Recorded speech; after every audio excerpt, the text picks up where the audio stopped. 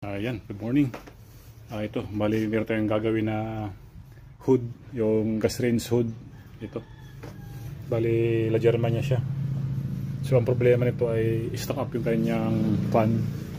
Gawa ng napakadumi ng loob niya. Ayan, makikita nyo. Masyado nang makapal yung oil. Kaya nag-stock up yung ating fan motor, yung pinaka-exhaust pa niya. Ayan. So bali gumagana naman kanyang ilaw. Ayan. Pero yung pan niya ay hindi na umiikot. Ayan. So ayan, walang response. Siguro stock up na siya gawa nung mantika niya. Ayan. Makikita yung mantika niya. Masyado nang marumi. So bali ang gawin natin, lilinisin natin itong buong housing nito, pati yung loob, pati yung kanyang pan motor. Baka stock up nung kanyang mga oil. Ayan. Pati ito, ayan. So ayan, linisin mo natin. After nun, itest ulit natin. Ito na pala yung ating ginagawang hood. Bali, napaklas ko na siya. Ayan, kung makikita nyo.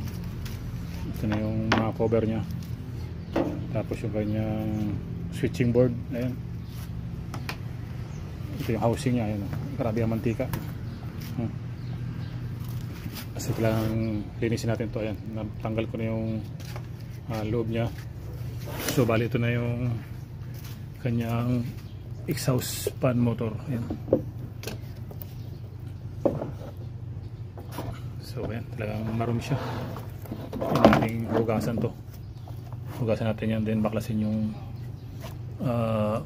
motor nya para hindi mabasa. Ayan, so okay, linisin mo natin yan, tapos saka natin patuyuin, din isalpak na natin yung ating nalinis na hood, yung ganyang mga parts. Ayan, yung blower, yung housing nya, din yung ganyang switch. Ayan, nalinisan natin, din yung cover nya, filter, then ito yung pinaka bahay niya. Ayan. So malister natin. So bali assemble lang natin, assemble din salpak natin. Ayan, bali ito na, balik natin sa kanyang pwesto yung hood.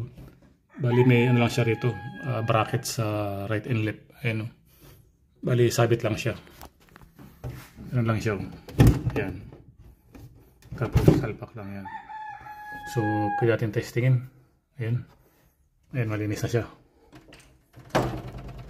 So ito lang ang medyo talagang makapit na yung oil. Pero okay, at least medyo nalinis na rin. So ating testingin. So ayun, may ilaw siya. Then tingnan natin kung ikot na yung kanyang fan motor. Ayun. So umikot na siya sa minimum, then maximum. Yun.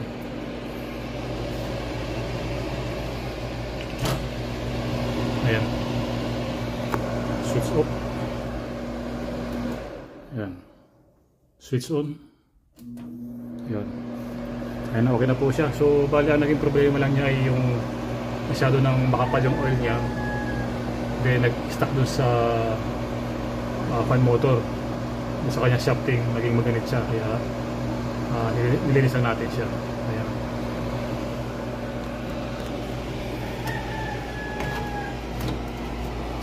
Ayan, ganyan siya. Yun. Ayan. So okay na po, nagawa natin ng paraan, linis lang ang kailangan niya. Okay. So hanggang dito lang po aking video, at sana ay nakatulong po ang aking video.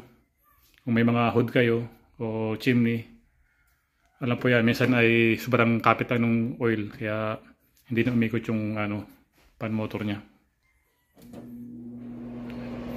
Okay, maraming salamat po, at huwag po kalimutan mag-subscribe po sa aking channel at i-share po natin.